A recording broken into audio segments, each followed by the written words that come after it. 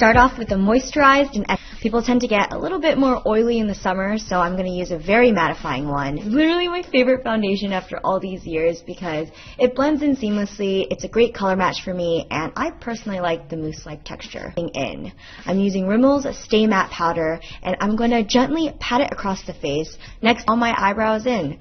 I start at the base and sketch out where I want my brows to begin, and then gradually fill them into a straight brow shape. I use the spoolie at the end to blend it in. I think I'm actually thinking about getting my brows tattooed, but I'm still on the fence because I don't have any tattoos to begin with, and it feels weird thinking that my first potential tattoo would be my brows. If any of you have gotten your brows tattooed, let me know what your experience is like. Help a girl out. I'm jumping right into lid. I stopped using an eyeshadow primer because there really wasn't a point for me because my lids don't get oily whatsoever. Then I'm using Lorax palette. Apply it onto my inner corners and my eyes just look brighter and pop more after I do this step.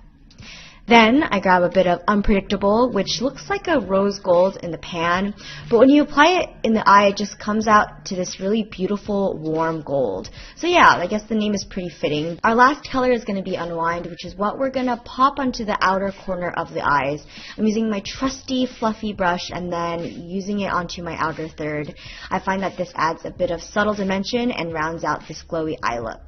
Ico's liquid liner in Mocha and drawing in a low cat eye. It's not as perky as a normal one, so if anything, we're just kind of extending the eye lines so they look a little bit bigger and wider.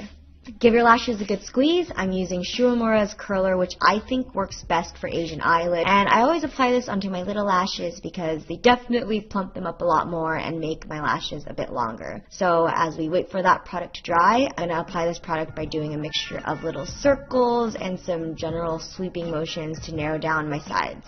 Corally shade in this trio, and it looks crazy in the pan, but when you apply it, it's very natural and adds the perfect hint of sun-kissed orange. I'm going to sweep it onto the highest point of my cheeks and then a little bit on the nose for a dewy and fresh look.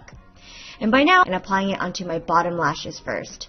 I love using a waterproof mascara because it holds a curl a lot better and it doesn't transfer onto my bottom lids, which is important when the weather is warm. I'm going to pop on some of that same highlighter that we used on the cheeks to the brow bone because I forgot earlier. And you can be finished here if you want, but I'm going to go that extra mile and put on some better, and then using the tweezers, pop them onto your natural lashes. And don't worry if it gets a little bit messy, just wipe it off and proceed. I'm going in with my curler and gently squeezing the lashes onto my natural ones, and it's just going to fuse them all together so they're just one big long lash. I think putting on falsies is kind of daunting at first, but once you do it over and over again, it becomes a lot simpler. For my base, I'm going to go all over the lips, and you can leave it like this, but I'm going to go for lips looking really juicy, and now you're done with the look. I'm probably going to be wearing this whenever I have to be a little bit more glammed up. This is a really great summer look because it doesn't come off too heavy or intense, but you'll just look really fresh, dewy, and sun-kissed. I hope you enjoyed this makeup video, and I'll see you next time. Bye!